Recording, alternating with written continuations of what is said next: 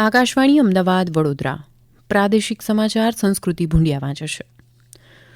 મુખ્યમંત્રી ભૂપેન્દ્ર પટેલે ધંધુકાના આકરુ ગામે વિરાસત એક અનોખું ગ્રામીણ મ્યુઝિયમનું ઉદ્ઘાટન કર્યું હતું. ધંધુકા તાલુકાના આકરુ ગામે સાંસ્કૃતિક વારસાનું અદ્ભુત સંગ્રહાલય તૈયાર કરાયું છે. પદ્મશ્રી જોરાવરસિંહ જાદવ દ્વારા આ મ્યુઝિયમનું નિર્માણ કરવામાં આવ્યું છે. મુખ્યમંત્રી ભૂપેન્દ્ર પટેલ, પૂર્વ મુખ્યમંત્રી શંકરસિંહ વાઘેલા તેમજ વજુભાઈ વાળા સહિત અનેક રાજકીય સામાજિક અગ્રણીઓ આ કાર્યક્રમમાં ઉપસ્થિત રહ્યા હતા.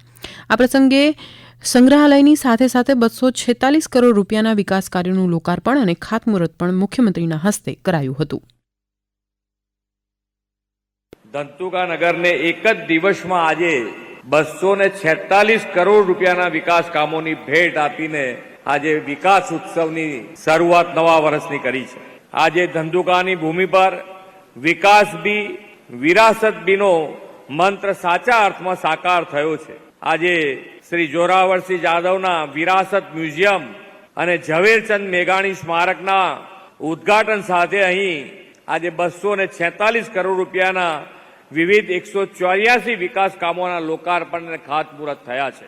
100 બેડની નવી પેટા જિલ્લા હોસ્પિટલના અપગ્રેડેશન ઉપરાંત રોડ રસ્તા, શિક્ષણ, શહેરી વિકાસના વિવિધ વિકાસ કામોથી ધંધુકા અને આસપાસના વિસ્તારના લોકોની આરોગ્ય, સુખાકારી અને ઇઝ ઓફ લિવિંગમાં વધારો થવાનો છે.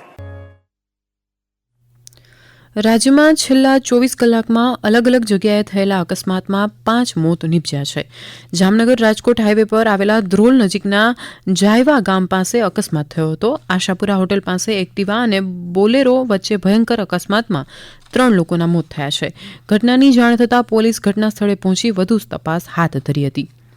કેન્દ્ર શાસિત પ્રદેશ દીવના ઘોઘલા ખાતે પાણી લઈ જતું વાહન અને 2 વ્હીલર વચ્ચે અકસ્માત સર્જાતા 2 વ્હીલર પર સવાર બંનેને તાત્કાલિક સરકારી હોસ્પિટલ ખસેડવામાં આવ્યા હતા, જેમાં એક બાળકનું મોત નીપજ્યું હતું. પંચમહાલ જિલ્લાના શહેરા તાલુકાના વાટા વછોડા ચોકડી પાસે ટ્રક અને બાઇક વચ્ચે અકસ્માત થતાં એક વ્યક્તિનું ઘટના સ્થળે જ મોત નીપજ્યું હતું. અન્ય ઘાયલને ગંભીર ઇજા થતાં હોસ્પિટલ ખાતે સારવાર માટે ખસેડાયા હતા. મૃતકના પરિવારજનોએ ટ્રક ચાલક સામે પોલીસ ફરિયાદ નોંધાવી હતી. રાજ્યના પાટણની મેડિકલ કોલેજમાં પ્રેક્ટિસ કરતા પ્રથમ વર્ષના વિદ્યાર્થી અનિલ મંથાનિયાનું મોત થયું. મૃતકના પરિવારજનોએ આક્ષેપ કર્યો છે કે આ વિદ્યાર્થીનું મૃત્યુ MBBS 3જા વર્ષના વિદ્યાર્થીઓ દ્વારા કરવામાં આવેલા રેગિંગને કારણે થયું હતું. મૃતક વિદ્યાર્થી સુરેન્દ્રનગરના જેસરા ગામનો રહેવાસી હતો. આ વિદ્યાર્થીનું ગત રાત્રે મેડિકલ કોલેજના પરિસરમાં જ મોત થયું હતું. મૃત્યુ પહેલા આપેલા નિવેદનમાં વિદ્યાર્થીએ 3જા વર્ષના વિદ્યાર્થીઓ દ્વારા રેગિંગનો ઉલ્લેખ કર્યો છે.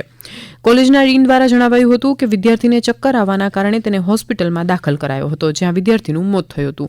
તેમણે ઉમેર્યું હતું કે વિદ્યાર્થીએ મરણોત્તર નિવેદનમાં અન્ય વિદ્યાર્થીઓ દ્વારા કરાયેલા રેગિંગને કારણે મોત થયું હોવાનું જણાવ્યું હતું.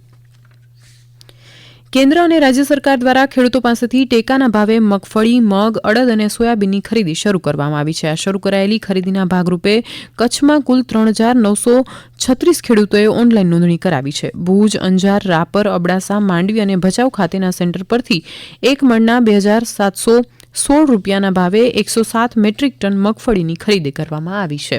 ભારત અને રાજ્ય સરકારના માધ્યમથી અને ઇન્ડિયા ગ્રો ઉત્પાદક કંપનીના સહયોગે ખેડૂતો પાસેથી ટેકાના ભાવે મગફળી, મગ, અડદ અને સોયાબીનની ખરીદી કરવાનો નિર્ણય કર્યા બાદ કચ્છના 10 તાલુકામાંથી 3,936 ખેડૂતોએ ટેકાના ભાવે મગફળી, અડદ, મગ અને સોયાબીન વેચવા રજીસ્ટ્રેશન કરાવ્યું છે. જેમાં અંજાર તાલુકામાં 842, ભુજમાં 810, માંડવીમાં 603, રાપરમાં 725, ભચાઉમાં 325, અબડાસામાં 364, નખત્રાણામાં 178, લખપત 51, મુન્દ્રા 37 અને ગાંધીધામમાં 1 ખેડૂતનો સમાવેશ થાય છે. રાજ્યમાં આજથી 24 નવેમ્બર દરમિયાન 3 તબક્કામાં મતદાર સુધારણા યાદીનો કાર્યક્રમ યોજાશે. કેન્દ્રીય ચૂંટણી પંચની સૂચના અને મુખ્ય ચૂંટણી અધિકારીના માર્ગદર્શન હેઠળ આજે અને ત્યારબાદ 23 અને 24મી નવેમ્બરે ખાસ મતદાર યાદી સુધારણા ઝુંબેશ હાથ ધરાશે. આકાશવાણીના અમદાવાદ વડોદરા કેન્દ્ર પરથી પ્રાદેશિક સમાચાર પૂરા થયા. જે આપ અમારી YouTube channel AIR news Gujarat પર પણ સાંભળી શકશો. વધુ સમાચાર માટે આપ અમારા X હેન્ડલ AIR News_ABAD ને ફોલો કરી શકશો.